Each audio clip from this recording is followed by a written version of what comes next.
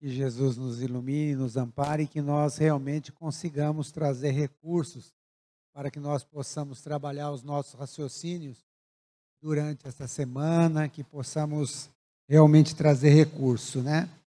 Hoje nós trouxemos para nós conversarmos a respeito da justiça na espiritualidade. Muitos, né, o Emmanuel nos diz que apesar de nós termos toda a evolução tecnológica e científica hoje desse conhecimento, ainda a sepultura, a morte, né, ainda bate forte em nós do mesmo jeito que batia no egípcio, né, no pessoal de antigamente. Ainda não tem o mesmo impacto, justamente porque nós não conseguimos esclarecer a respeito da essência que nós trazemos, que nós somos em si, né? E um dos esclarecimentos que André Luiz nos traz no livro Evolução em Dois Mundos é acerca da justiça na espiritualidade, o que acontece com o espírito na espiritualidade. E ele diz que existem na espiritualidade, sim, muitos espíritos responsáveis por julgar, né, por analisar a culpa daqueles espíritos que foram compenetrados no crime, né? Mas esses espíritos que estão ali com o objetivo de julgar, não é da forma como às vezes a gente imagina que esteja alguém lá julgando a gente, mas sim, são espíritos identificados com a culpa, com o remorso, com todas essas coisas, mas para fazer um julgamento de acordo com aquilo que a divina providência determina que seja feito. Porque o que acaba acontecendo, segundo André Luiz nos diz, que quando a individualidade, o ser, acaba caindo na criminalidade, na culpa, durante muito tempo ele sofre através do remorso, através do sentimento de culpa. E quando ele se liberta e se conscientiza daquilo que ele fez, acaba acometendo ele uma angústia, uma ansiedade muito grande para recuperar o caminho, o tempo perdido. Então, normalmente, esses espíritos com grande culpa solicitam reencarnações muito difíceis, com corpos debilitados, né? E esses espíritos necessitam de um amparo da espiritualidade superior a fim de orientá-los, porque o objetivo da reencarnação não é o castigo, não é o sofrimento, mas sim a evolução do espírito. E que cada espírito, logicamente, no plano espiritual, nós somos julgados de acordo com o nosso grau de conhecimento intelectual, cultural e moral. Quanto mais elevado é o grau cultural, intelectual e moral do espírito, mais complexo é o julgamento desses espíritos, porque esses espíritos acabam influenciando, acaba tendo ascendente sobre outros espíritos, o que acaba tornando mais complexo. Mas o espírito que se conserva num conhecimento de nível baixo, é muito simples o julgamento desses espíritos.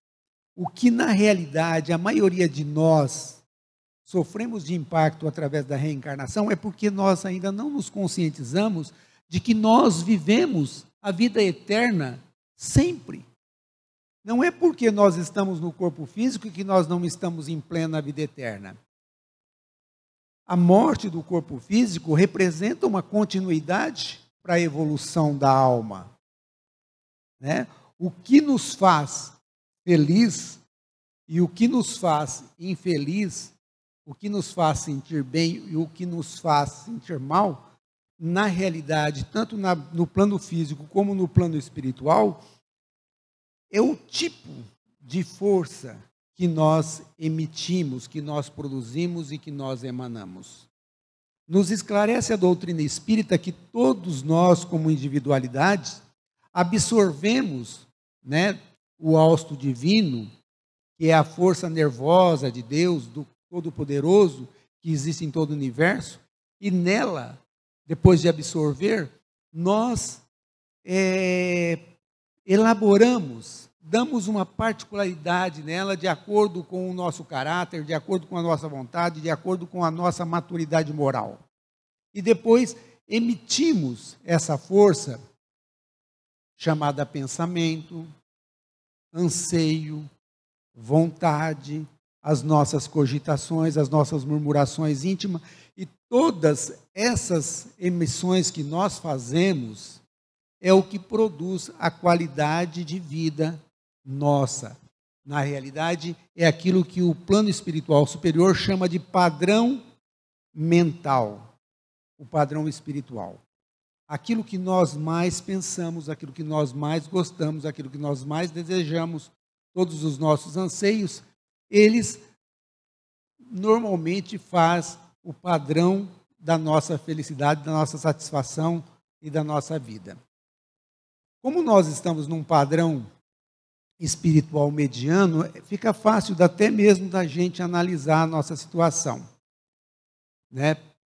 Quem já teve um pensamento ruim, né, um pensamento mau? A maioria de nós já tivemos, não é verdade? E a maioria também já tivemos pensamento bom, né? No livro Pensamento e Vida, o Emmanuel nos diz que essas forças que nós emitimos de nós, diariamente e a todos os instantes, quando elas são más, as forças más, os pensamentos pessimistas, eles têm algumas características. As forças más, elas são corrosivas e dilacerantes. Por isso, todas as vezes que nós emitimos pensamento ruim, todas as vezes que nós pensamos coisas más, que são fruto da nossa ignorância moral, nós acabamos sentindo mal, né? Uma pessoa que pensa pensamentos ruins, ele se sente entristecido, se sente desalentado, né? É uma pessoa que se sente doente, é uma pessoa que se sente desanimado. Justamente por causa da característica do tipo de força que ele emite, que tem ações corrosivas e dilacerantes. Os Espíritos também dizem que toda força positiva, toda força boa, ela é uma força criativa, tem ação curativa, revigorante, restauradora. E nós vamos ver isso daí daqui a pouco. Na hora que acabar a palestra, nós vamos ter salas de passe de pessoas através do pensamento bom, do bom pensamento, transmitindo fluidos reconfortantes para nós, proporcionando a gente a cura. Mas o que acaba acontecendo com nós, que nós não conseguimos, às vezes, selecionar apenas pensamentos ruins e, hora ou outra, acabamos caindo em pensamentos, em cogitações inferiores. Esse tipo de pensamento inferior que nós emitimos, que nós elaboramos, acaba provisoriamente nos prendendo a um estado de infelicidade, de mal-estar, de tristeza. Ou os pensamentos bons acabam revigorando a gente, acaba dando o vigor necessário para que nós continuemos o nosso processo evolutivo.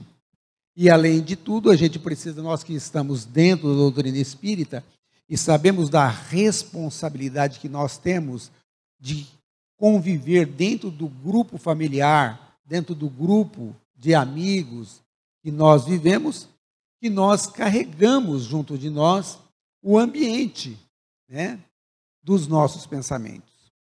Ou seja, todos os pensamentos que nós emitimos, eles são forças eletromagnéticas e que acabam permanecendo junto conosco. E a gente acaba impondo a todos aqueles que convivem conosco os tipos de forças que nós elaboramos e que nós emitimos. Mas uma verdade é certa. Emmanuel nos diz que todas as vezes que nós fugimos do cumprimento do nosso dever, ou seja, no mundo espiritual nós assumimos uma série de compromissos para chegar aqui e fazermos no plano físico, né, na crosta terrestre. E que todas as vezes que nós fugimos de um desse dever, nós caímos naquilo que se chama remorso. E que esse remorso acaba distribuindo, como consequência, sombra nos tecidos de nossas almas, justamente porque o arrependimento, né, ele aviva as lembranças amargas. E isso cria uma espécie de abscesso mental, o que nos faz a recorrer a um monoideísmo, a uma ideia só, justamente daquelas lembranças, né, que nós temos. Isso cria um tipo de pensamento negativo, corrosivo e dilacerante, como nós falamos, que acaba envolvendo, acaba trazendo um transtorno muito grande na nossa aura, na nossa esfera psíquica, fazendo com que nós nos sentimos mal. Quando nós emitimos essa força, por uma consequência das leis de Deus, nós acabamos trocando esse tipo de pensamento de força com todas as pessoas com quem nós encontramos e com todas essas forças que estão nos ambientes onde a gente vai. Então, a gente começa a assimilar de imediato todo pensamento de desânimo, de revolta, de angústia e de desespero aonde a gente está. Então, a pessoa que começa a alimentar muitos pensamentos negativos, muitos maus pensamentos, ela acaba ficando faminto por duas coisas. A primeira é o isolamento, né? A pessoa quer ficar sozinha, quietinha, justamente para ficar murmurando naquelas coisas tristes em que ela deve pensar. E outra coisa, a pessoa também fica, às vezes, querendo que alguém chegue e ela acaba se desentendendo com a pessoa e acaba fazendo aqueles escândalos onde ela possa dar evasão à imaginação, aos pensamentos que ela criou. Essa situação que a pessoa acaba chegando, quando ela começa a alimentar muitas forças negativas, acaba levando ela a um desequilíbrio total, o que acaba predispondo essa pessoa a doenças, acaba predispondo a desequilíbrios emocionais e sentimentais. É muito importante, por exemplo, Emmanuel orientou o Chico, né, a ele, certa feita, quando ele acabou armazenando um desses sentimentos dentro dele, orientou ele da seguinte maneira. Eu acho que todos vocês devem conhecer o caso em que uma vizinha dele acabou envenenando um cachorro que ele tinha. O caso é muito rápido, ele disse assim que ele tinha um cachorro que ele tomava conta deles, o cachorro era muito doente, não comia, não andava, tinha que dar comida na boca, o cachorro ficava só dentro do quarto, fazia uma sujeira danada, ele chegava de madrugada do centro, tinha que dar banho, tinha que trocar. Pedro Leopoldo era uma cidade fria, ele tinha que trocar aquela coberta todos os dias, aquilo dá um trabalho danado para ele. Um dia ele disse que ele chegou do centro, quando ele foi cuidar do cachorro, o cachorro parece que estava esperando ele. Olhou para ele, abanou o rabo e depois morreu. Ele disse, olha, eu fiquei muito emocionado porque parecia que ele estava me esperando para morrer. Aí ele foi lá, abraçou e passou. Depois de alguns meses, a irmã dele chegou para ele e falou, Chico, sabe aquele cachorro aleijado que você tinha? Ele falou, claro, como é que eu vou esquecer um negócio desse, né? Ela falou, pois é, olha, ele não morreu de morte natural. Na realidade, foi a dona aqui do lado, aqui, que acabou envenenando o cachorro, porque ela morria de dó de você. Você chegava de madrugada, tinha que cuidar, e ela achou que aquele cachorro só estava atrapalhando, ele envenenou ele. Ele falou, meu Deus, não me fala um negócio desse. Ela falou, pois é. Passou, né? Aquilo foi um episódio que passou. normalmente, né? Mas passou, não. Depois de uns 10 dias, Emmanuel chamou ele e falou: Chico, quero falar um negócio para você, olha. Você colocou um negócio aí dentro de você, dentro do seu coração, uma mágoa que você tem que remover ela, você tem que esquecer esse negócio. Ele falou: o que foi? Pô, aquele negócio do cachorro lá, certo? Que lá está atrapalhando. Os espíritos, os benfeitores espirituais não estão conseguindo mais se comunicar com você da maneira como deve ser comunicado. Ele disse: mas como que eu vou esquecer um negócio desse? Não tem jeito de eu esquecer, né? Aí o Chico falou para ele: escuta, você tem uma receita, uma sugestão para me dar? Aí o mano falou: olha, eu tenho. Você vai e começa a procurar alguma coisa assim que surpreenda ela, que traga muita alegria para ela, que realmente faça ela feliz, motive ela em alguma alegria. Ele falou para o Emmanuel: olha, espera aí, acho que tem alguma coisa errada. Não foi eu que magoei ela, foi ela que me magoou, foi ela que matou o meu cachorro. Aí o Emmanuel falou para ele: olha, meu filho, isso daí, olha, já não é problema meu, né? Essa receita que você me pediu, ela é de Jesus, de nosso Senhor Jesus Cristo, que manda que nós amemos os nossos inimigos e que façamos o bem àqueles que nos perseguem e caluniam, certo? Procure o Evangelho, lê lá no Evangelho e você vai encontrar. O Chico não foi procurar, logicamente, porque ele já sabia, ele começou a pesquisar algumas coisas que pudesse trazer aquela satisfação. Enfim, ele descobriu, né, o objeto que a moça queria, era o sonho de toda mulher, mais ou menos nos anos 35, 40, né? Era uma máquina de costura, mas um bem altamente caro para as possibilidades do Chico. Mas ele foi na loja, encomendou em vários anos para pagar e conseguiu trazer a máquina, né, encomendar a máquina para vir de São Paulo, para poder entregar para a mulher. Ele conta que no dia que chegou a máquina e que foram entregar para a mulher, quando ele veio do serviço, ele reparou de longe, a mulher ao longo, ela brilhava, né? As forças de euforia, de alegria, de extremo contentamento que ela havia elaborado, produzido o dia inteiro, fazia com que ela estivesse iluminada como se fosse uma lâmpada. E ele disse que quando ele apareceu assim ao longe, ela abriu o portão e saiu correndo ao encontro dele, né? E que quando ela deu um abraço nele, toda aquela alegria, toda aquela euforia, toda aquela felicidade dela conseguiu adentrar o seu coração, fazendo uma coisa que ele achava que era impossível. Ou seja, a sensação daquela senhora, de extremo contentamento dela, de satisfação, trocou a impressão negativa de mágoa que ele tinha pela senhora.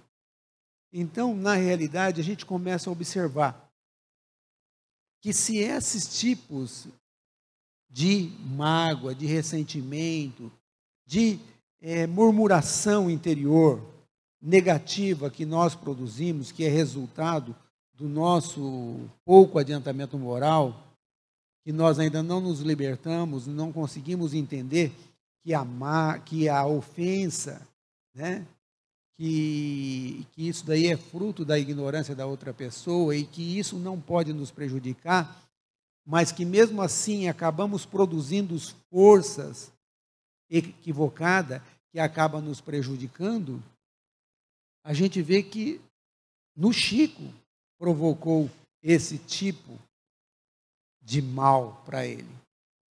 Tem um outro caso do Chico também, que é o caso de uma senhora que ele estava andando, ele ia indo para o serviço, para a fazenda modelo, onde ele trabalhava, e a senhora chamou ele, chamava Dona Alice, e falou: Chico, por favor. Ele falou: Dona Alice, olha, por favor, eu estou num atrato atrasado. Na hora do almoço, eu volto, eu atendo a senhora. Aí ele pegou e foi embora para o serviço. Andou uns 50 metros, o Emmanuel apareceu por ele e falou: Chico, volta, meu filho, volta e atende a Dona Alice. Vai ser 2, 3 minutos, não vai te atrasar, isso não vai complicar teu dia. Ele, como já havia teimado bastante com o Emmanuel na vida e nunca tinha levado vantagem, voltou, né? Voltou. Quando ele chegou no portão, a Dona Alice estava lá esperando. A dona Alice falou: Chico, eu tinha certeza que você ia voltar. Porque eu pensei comigo, isso não é coisa do Chico, né? E ele falou: fala, dona Alice, o que a senhora precisa? O que eu preciso? O que a senhora precisa de mim? Ela falou: não, ontem eu fui no centro e consultei lá, o doutor Bezerra me atendeu através de você e me deu uma receita do medicamento aqui, eu não sei como é que toma. Você poderia me falar como é que eu vou tomar esses medicamentos? E ali, durante 1 minutinho, 2 minutinhos, ele acabou passando para ela o jeito que tomava e pegou e falou: olha, dona Alice, então está tudo certo, então tá, então agora eu vou trabalhar. E ela foi embora, ele foi para o trabalho. Eles andaram mais ou menos, ele andou uns 100 metros, o Emmanuel falou: Chico, para agora. Ele para, falou: olha para trás para a dona Alice. E ele então olhou para a dona Alice, né? Aquele vai com Deus da dona Alice ainda continuava vibrando no ar.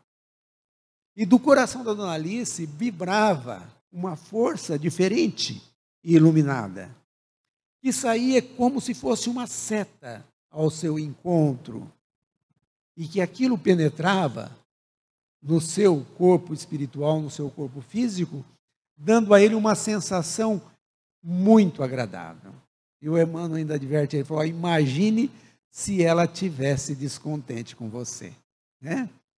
Dando-nos a ideia de que nós podemos, quando nós prejudicamos, quando nós discutimos, quando nós fazemos o mal a alguém e que conservamos aquela mágoa, nós ficamos gerando, emitindo e lançando essas forças às outras pessoas. Da mesma forma que quando nós fazemos o bem, quando nós praticamos o bem para outras pessoas. Talvez, né, ou não com certeza, né, foi por isso que Jesus, não só como o amigo espiritual, o mestre de sabedoria, que está sempre conosco, que zela pela nossa evolução, pelo nosso crescimento, nos salientou que nós deveríamos reconciliar depressa com o nosso adversário enquanto nós estamos a caminho com ele.